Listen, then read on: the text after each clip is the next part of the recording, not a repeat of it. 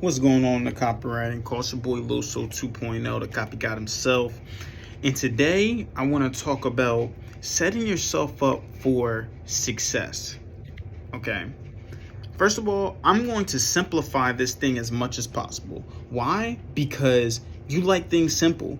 We need to stop in life making things so hard to be successful, right? Why are we making it so hard on ourselves? We need to make it as easy as possible. And the best way to do it is to follow some of these steps that I'm going to tell you in this, this episode that you're watching, right? So you want tools, right? What are the part of tools? The reason that we like tools is because tools are meant to be used, right? So we want tools, step-by-step guides. A lot of times people just tell you should do this, or hey, why don't you ever try this? But instead not laying out a blueprint in order to make it easier for yourself to actually, be successful. So in order to make things simple and to simplify them as much as possible is to actually create step-by-step guides in order to knock these things out. And that's what this episode is about. I'm going to give you step-by-step guides that you can use it as tools, and it will help you break your patterns and stuff like that you're actually struggling with. All right. So I actually want you to use these steps in here in order to break these patterns. All right, so I like this. So a couple episodes ago, I was kind of talking about the idea of, we like to, the idea of like how we like to freaking make it easy to experience pain, but hard to be happy or feel good. So you got to stop making it hard on ourselves. You got to make it easy for you to be successful, right?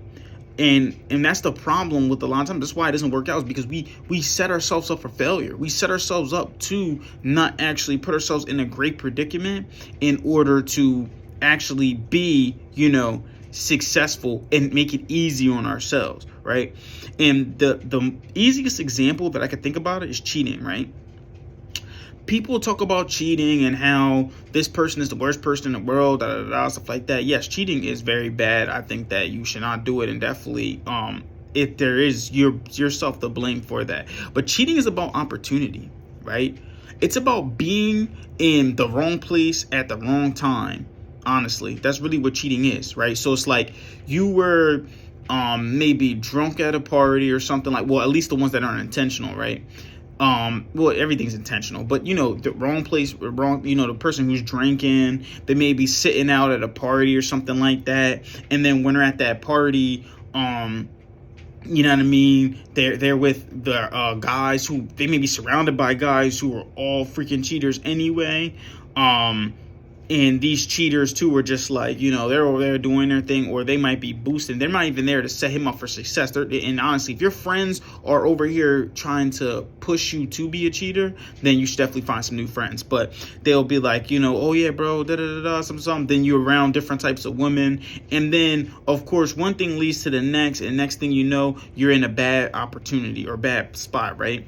That's why, instead of saying cheating is just about opportunity. So to make it easier on yourself, right, is you got to start, putting yourself in the right situations, right? Or the easier situations. You don't, or if you're going to go out with friends, go with friends that will literally check you on that stuff. Like, yo, bro, you shouldn't be, you got a woman at home. Stop going to places where you may, I don't know, see women that you're attracted to. I don't know. I'm not saying that you can't do that, like stay on a rock, but it's like, start hanging out with the right people too, because it's about your environment as well. Then maybe don't drink as much alcohol where if you feel like you can't control yourself, don't get as much alcohol. I don't care who has like me, I have a strong willpower, right? And I know if a woman tries to talk to me, I'm gonna straight up tell her like, no, like I have a wife, right? That's what I'm gonna do. But the thing about it though, is that I also don't put myself in those predicaments. I hang out with friends who I know would actually, help me out here, right? Or like, basically help me do that. So that's cheating, right? Now I'm telling you, this whole episode is about stop cheating on yourself. All right. Like, yeah, I know that's a little bit deep, right? This episode is literally, like I said, is about don't cheat on yourself and set yourself up for success. Okay. Don't cheat on yourself and set yourself up for success. There's 3 steps that I want you to follow to do this. It's 1, decide what you want. 2, leverage yourself. And 3, interrupt the limiting pattern. And these things will help you change or break these bad habits. First, decide on what you want. It's easy. Decide, decision, be firm with it. Like, understand, like, okay, this is what I want. Okay. Number 2, leverage yourself. Find different things to leverage yourself. Like I said, with the cheating thing, right? It's opportunity. If you know that you're going to be around a bunch of women, it's going to be alcohol involved and things like that, why would you put yourself in a situation? Or if you know you're going to the gym in the morning, put your stuff out the night before. And 3, interrupting limited patterns. Whenever you feel like yourself going back into that thing, just hurry up and get out of it, right? Like, find something to get you out of that thing, or think about something else. And to train yourself with that, just remember, too much of something makes you hate it. So those are the 3 steps right there, right? Now, I'm going to go a little bit more into detail. But so step 1 is, pretty much self-explanatory. But step 2, some ways to get leverage, right? Change is driven by motivation. What motivates you in order to get things done? And this is, the perfect example is the shooting drill that I do, right? That I learned from my mentor, Ting. And it's, okay, you go to so first is the mid-range, right? After the warm-up stuff. This is my workout routine. I'm just going to skip. So first I get my my warm routine. First I jump rope. Then I get some Micans in under the basket, working on, the English on the ball, getting a spin on the ball. I'll do some form shots in front of the rim, take a step back, get some bunny hop shots just to get the motion together, shoot some free throws. And then what I'll do is my first drill, right? I throw the ball out to myself, put 1 minute and 30 seconds on the clock. I'm trying to make 10 shots in 1 minute. I throw the ball out to myself. I run to the ball, catch, shoot. I got to make 10 in 1 minute and 30 seconds. If I don't get it, I got to down it back. You see how I already set something up, something to push me away, interrupting that limiting pattern. All right, so I'm not making 10 in 1 minute and 30. I need to, I'm either not shooting fast enough or I'm not making enough. I need to get it down and back. Then the next step is, all right, after that, if I airball, I finish the drill out, but then I got a suicide and 1 minute burpees. But if I finish the drill and knock out my 10, or if I hit 5 straight, I just, go straight to my free throws. I don't have to worry about finishing the drill. And then I don't have to worry about punishing myself for running. And then I have to make my 2 free throws in a row in order to get myself some water.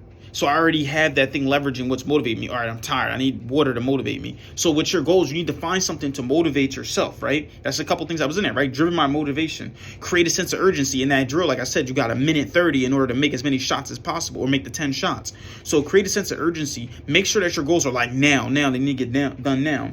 Then get past your pain threshold. This is the drill knocks that out too, right? You have a pain threshold that you need to get to, right? It's like, or like you make, all right, I can only make this many shots. You got to make 10 at least in 1 minute and 30.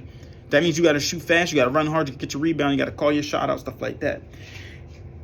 And like intrinsic pain is the greatest motivation. So then, think about it. Like me, when I think about that, okay, I just want to get better. I'll think about like when I got cut in 10th grade or something. Like you got to have some type of motivation inside that's, some type of pain that's pushed you there. And you want to preserve your inner identity. I see myself as a person that just works hard. No, a hard worker. There's a difference between a hard worker and a person who works hard. That's what Inky Johnson said. A person who works hard will work hard in the right circumstances. A hard worker will work hard no matter what. What will it cost me if I don't change? All right, so if I don't get these shots, what will happen? Oh, I won't, my body won't look great. I won't be able to dominate when I'm playing basketball. Things like that, right? And if I do change, what will I gain? You have to think about all these different types of motivations. Find stuff to reward yourself for doing it. And then when you don't do it, find some ways to, push yourself back. And that's what happens with the interrupting the limited belief, right? Too much of something can make you hate it. Obviously, I don't like running. So if I'm missing the shots, I don't make them in shots. I got to start running. I got to do push-ups. I got to do bear crawls. I got to do burpees, anything like that to put myself in pain in order for myself to change, right? And then there's also the scramble pattern, right? So you got to scramble the pattern. You have to visualize the situation too as well. Like, all right, visualize the shot going in. Visualize it. You have to keep visualizing your stuff. And then, that's pretty much it, right? So it's all about how do you, oh, that's, you can go into another section right there. Listen, that's for another time. But that's really what it's about, man. Those are the 3 steps in order to change yourself and set yourself up for success. Decide what you want, leverage yourself in those different ways that I told you. Interrupt the limiting pattern. Try to find some way to get yourself to, get it done. All right, so that's all I have for today, man. I want you to keep killing the day. And remember, you pray for marketing like this. Copy God out.